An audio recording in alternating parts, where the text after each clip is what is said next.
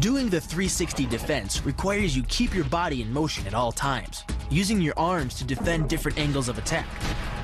The key is keeping your arms at an oblique angle with your hands open and straight so that you don't take any blows straight on. Each is deflected down the angle of your forearm, which reduces its impact.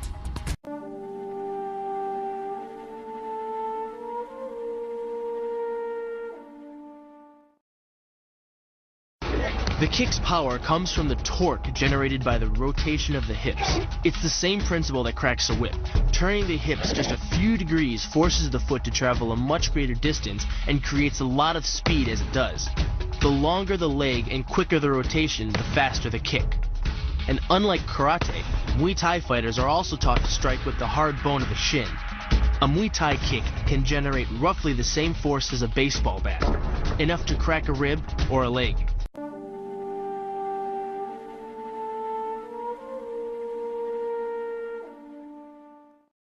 The hyperextension of the elbow, created by pulling back on the locked arm, virtually ensures that he will be taken down.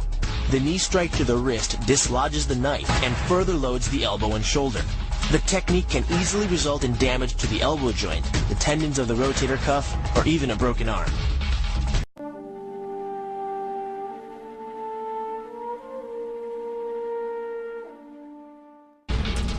First, the opponent's arm works as a lever to optimize your control.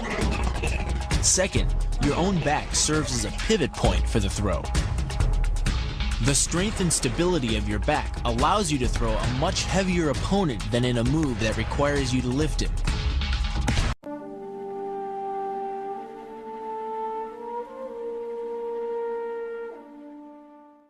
This kick is all about speed. The further the foot travels, the greater its acceleration, and the more dangerous a weapon it becomes. Powered by the muscles of the hip flexor and the quadriceps, by the time your foot reaches your opponent's throat, it's traveling nearly 40 miles per hour. That type of speed yields over 1,000 pounds of force, enough to puncture the Adam's apple and crush your windpipe.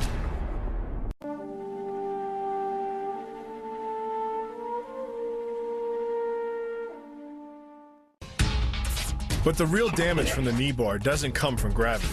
It comes from leverage. Once the knee is locked, your hips act like a fulcrum, and his leg acts like a lever, multiplying any force you apply. So even though the ligaments and tendons around the knee can sustain 1,700 newtons of force, the knee bar can load a lot more than that, enough to completely destroy the joint.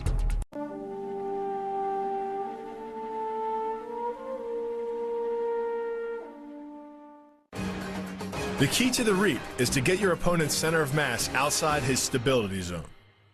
To do that, the Marine pushes his opponent at a location above the center of mass, while using his sweeping leg to create a tripping point, which is below his opponent's center of mass. Once the loss of stability has occurred, gravity does the work, and the damage. On the ground and on his back, your opponent is now vulnerable to any number of finishing strikes.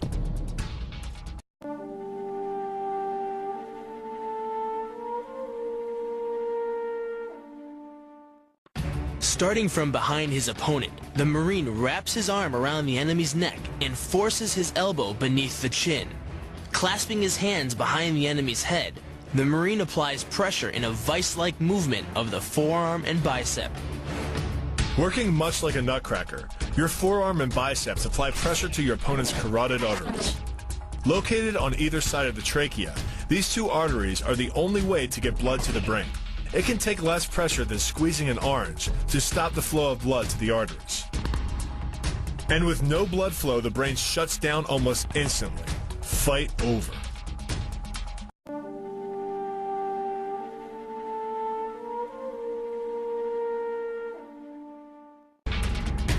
It's aimed at the largest gland in the human body, the liver.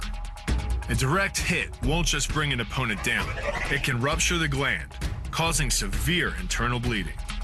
But the liver is well protected by the rib cage, so the kick must be accurate to within half an inch.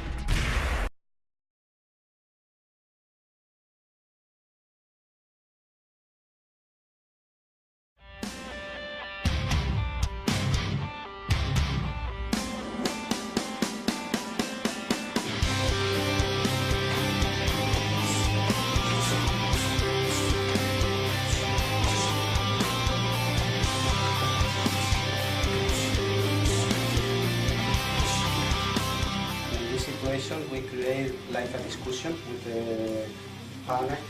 I use this for like a provocation. He attacked to me. I use the same moment for manipulation. How catch the leg, how manipulation now the body like a shield, counter the wall, control the wall, in the same moment control all the area, catch the leg and broke the leg.